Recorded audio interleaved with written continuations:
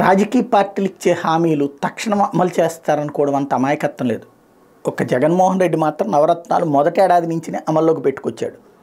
దాంట్లో ఒక 2 మిస్ అయినాయి, ఇంతకుముందు కూడా చెప్పుకున్నాం. రేవంత్ రెడ్డి విషయంలోకి వచ్చేటప్పటికి నేను మొదటి నుంచి చెప్పా, 100 రోజుల్లోపు అన్నటువంటిది వర్కౌట్ కాదు అన్నటువంటి.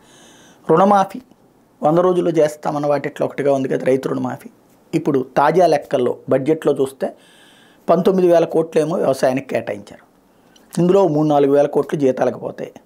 అట్లాగే ఇన్పుట్ సబ్సిడీ, రైతు బీమా ఇట్లాంటి వాటికి ఇంకొక 4-5 వేల కోట్ల రూపాయలు పోతాయి.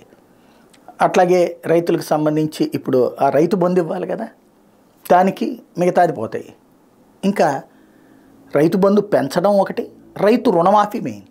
రైతు రుణమాఫీ గురించి తర్వాత చిట్ చాట్లో అడిగినప్పుడు బ్యాంకులతో మాట్లాడుతున్నాం అని చెప్పారు. ఇప్పుడు బ్యాంకులతో మాట్లాడడం బిగిన్ చేస్తే నెలకో 2 నెలలకో వాళ్ళకు లిస్ట్ ఇస్తారు. అప్పుడు ఎంత రుణమాఫీ చేయాల్సి వస్తుంది అన్నటువంటి లెక్క ఉంటుంది. అంత డబ్బులు ఇప్పుడు తెలంగాణ ప్రభుత్వం దగ్గర ఉన్నాయా? నథింగ్. బడ్జెట్లో కేటాయించే డబ్బుల్లో నుంచి చాలా. అప్పుడు కేంద్రాన్ని అడగటము ఏదో చేసి, అదిగో కేంద్రం ఇవ్వట్లేదు కాబట్టి మేము రైతు రుణమాఫీ చేయట్లేదు, మొన్న చెప్పినట్టుగా జాతీయ ఎన్నికల్లో మమ్మల్ని గెలిపించి కాంగ్రెస్ని అక్కడ కూడా గెలిపిస్తే అని చెప్పడానికి సిద్ధపడతారా? లేదు, రుణమాఫీ చేస్తారా?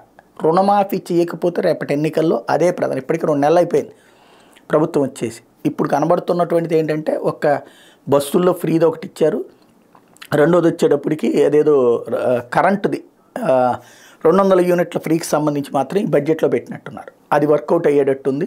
మిగతా ఇవన్నీ 6 హామీలు 100 రోజుల్లోపు అన్నటువంటిది మాత్రం జరిగేటట్టు కనిపించట్లేదు. రుణమాఫీ అన్నటువంటిది మరొక అంశం కింద అప్పట్లో చంద్రబాబు గారు ముందు చెప్పి ఆ తర్వాత 2-3 ఏళ్ళు పట్టించుకోకుండా 3వ ఏడాది వచ్చి దానికి స్కేల్ వేసి ఆ స్కేల్లో మళ్ళీ కోతలు కోసి చేసినటువంటి తరహాలో అయ్యేటట్టుంది ఇక్కడ.